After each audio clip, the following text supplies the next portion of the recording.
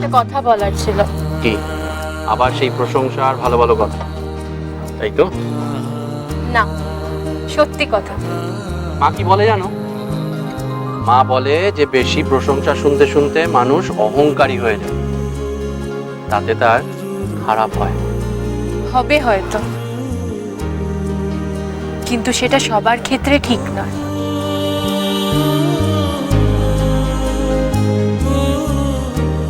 তোমার ক্ষেত্রে তো নয়, তুমি চেষ্টা করলেও খারাপ হতে পারবে না। এতটা বিশ্বাস? হ্যাঁ।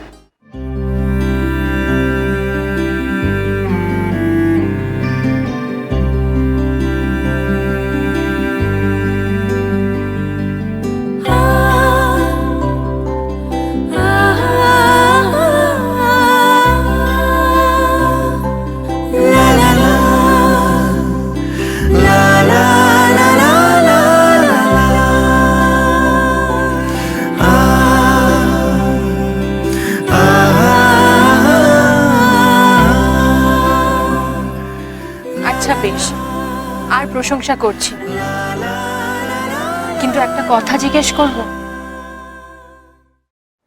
আমি যে রান্না করতে পারি না, এটা তুমি বুঝলে কি করে?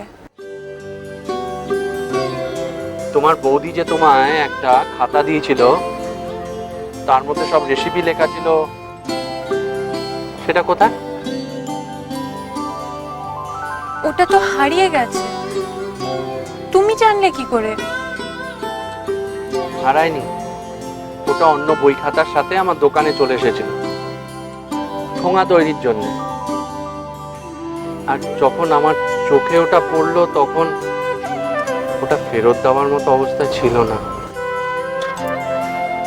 এই যে আমি রাখতে পারি না, এটা জেনে তোমার রাগ হয়নি? কেন রাগ হবে কেন? সবাই সবকিছু পারে নাকি? কিন্তু তোমাদের তো বলা হয়েছিল মেয়ে রান্না বান্না জানে, ঘরের সব কাজ জানে, কিন্তু সে সব তো মিথ্যে। আমিও তো এই বাড়িতে এসে জানতে পেরেছি দাদা ভাই আমার সম্পর্কে বিয়ের আগে কি কি বলেছে। আচ্ছা, তোমার একবারও মনে হয়নি তোমায় ঠকানো হয়েছে? কই, আমি তো ঠকিনি।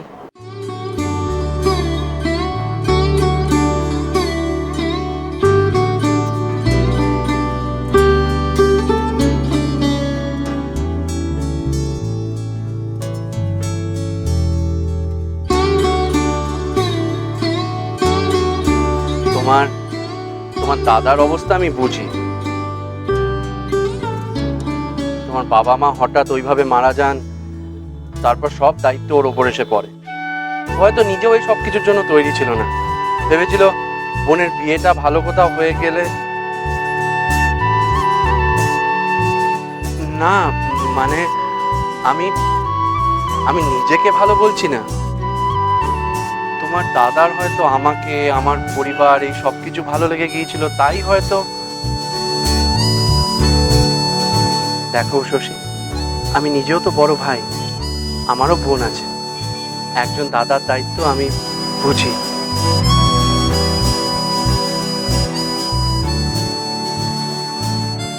দাদা ভাইয়ের মিথ্যেটা ও এত সহজে মেনে নিল, তাহলে আমার সত্যিটা ওকে বলবো? আমার পড়াশোনার ইচ্ছে, সেটা কি ও মেনে নেবে?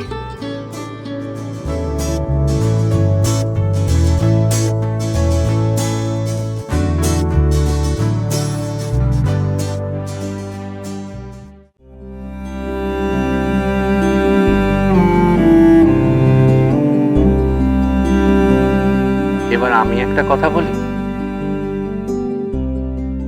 তুমি আজ প্রথমবার আমাকে তুমি তুমি করে বললে, এতদিন বলনি।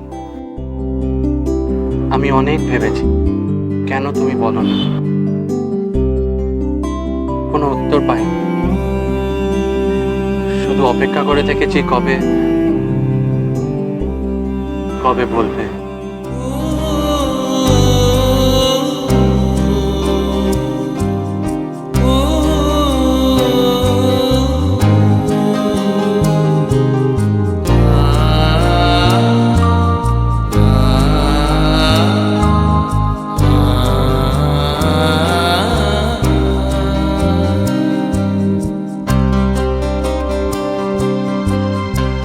আর একটা কথা,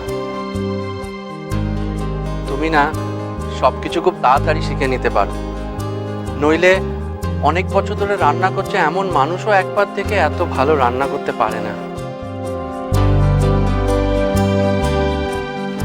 আমি একটা কথা বলবো? বলো না। এখানে আপনাদের কোনো অসুবিধা হচ্ছে না তো? অসুবিধা হলে জানাবেন, সব কিছু প্রোভাইড করব। তবে একটাই রিকোয়েস্ট, খাবারের কোয়ালিটি যেন ঠিক থাকে। হ্যাঁ হ্যাঁ, ও নিয়ে আপনি একদম ভাববেন না।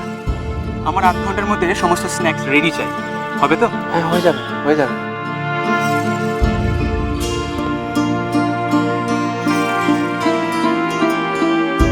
ইনি হলেন মিস্টার দত্ত, এনাদেরই বাড়ি এটা।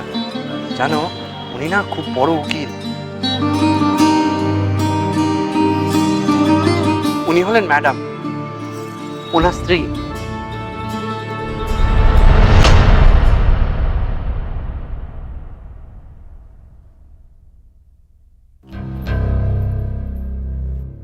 আরে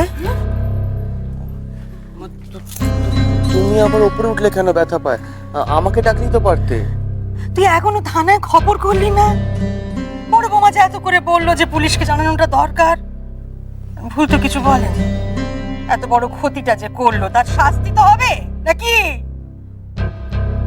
বড় বৌমা বললো অমনি আইন জারি হয়ে গেল। তিনি প্রধানমন্ত্রী কি না? হ্যাঁ মা, থানায় যাবো বলেই ভাবছিলাম। ভাবছিলি? এত ভাবনা চিন্তার কি আছে রে? ব্যাপারটা কি বলতো? তোর কোনো চার নেই কেন? কি করে থাকবে মা? চেঁচে পড়ে কি নিজের বিপদ কেউ চায়? কেন? পুলিশ আসা মানে তো দোকানে সব কাগজপত্র দেখতে চাইবে। দোকানের ট্যাক্স, লাইসেন্স, বিক্রি রসিদ, তার হিসেব চাইবে। দেখাবি, তুই তো 2 নম্বরে কিছু করিস না। তা করি না, তাহলে কি সব কাগজপত্র আমার কাছে আছে নাকি? যদি সব কাগজপত্র না পায়, তাহলে আমার দোকানে এত বড় তালা ঝুলিয়ে দিয়ে চলে যাবে। তারপর কে বলতে পারে আমার দোকান নিয়ে টানাটানি করতে গিয়ে পর্দার দোকান নিয়েও? তাহলে তো আমরা না খেতে পেয়ে মরে যাবো মা। আচ্ছা তুই বা কাগজপত্র ঠিকঠাক রাখিস না কেন বলতো? আমরা মুখ্য সূক্ষ্ম মানুষ মা, কত রকম কাগজপত্র, কতগুলো নিয়ম, সব কি আমার জানা সম্ভব বলো? এখন নতুন করে সবকিছু করাতে গেলে আমার 1 বছরের বিক্রির টাকা সব বেরিয়ে যাবে। ওই যে বল না, বাঘের ছুলে 18 ঘা, পুলিশের ছুলে 36। যাক, বড় বৌদি যখন বলেছে ডায়েরি করতে হবে তো ডায়েরি করতেই হবে। কাকুলি, কাগজগুলো দাও তো। থাক, টাকা থানায় ডায়েরি করে কাজ নেই। তারা এসে তো সব মরার উপরে খাড়ার খা দেবে। সেই তোমার বাড়ি থেকে টাকা খসবে। যাচ্ছে যা গেছে গেছে, যা গেছে তা তুমি ফিরে পাবো না। অভিশাপ রইল ভবানীর, যেমন কাজ করেছে না, মুখ দিয়ে রক্ত উঠে মরবে।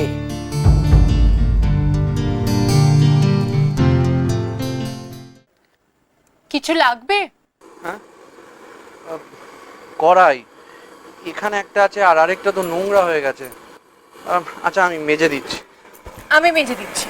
না না, তুমি পারবে না। পারবো।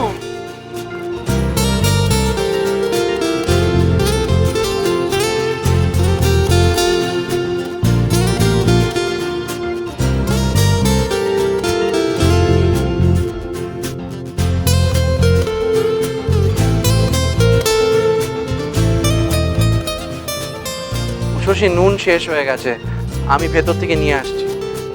ঠিক আছে।